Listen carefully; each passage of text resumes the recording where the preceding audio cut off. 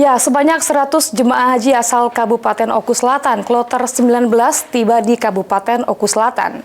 Kedatangan ratusan jemaah haji ini disambut langsung oleh Bupati Oku Selatan, Forkopimda, dan sanak saudara para jemaah haji.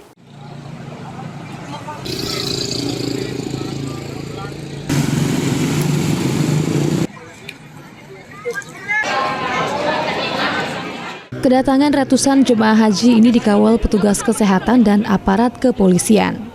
Rombongan jemaah haji asal Oku Selatan ini sendiri tiba di Masjid Islamic Center Muara II pada pukul 14.00 waktu Indonesia Barat.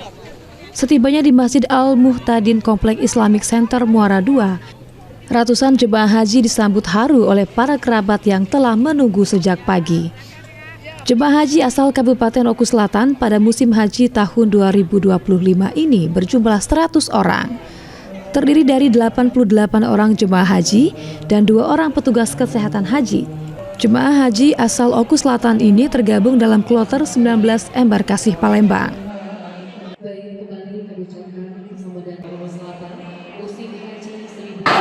Alhamdulillah, hari ini proses sekitar 40 hari yang lalu kita melepas jemaah haji Kabupaten Oku Selatan dengan harapan semuanya bisa melaksanakan rangkaian ibadah haji. Hari ini kita kembali menyambut para jemaah haji kita dari Oku Selatan ini dan alhamdulillah semuanya kembali dengan selamat. Insya Allah semuanya akan mendapatkan predikat haji yang makbul. Untuk ini peserta sendiri sehat semua atau ada yang dapat kendala? Ada yang mengalami sakit karena yang paling utama itu masalah pernapasan.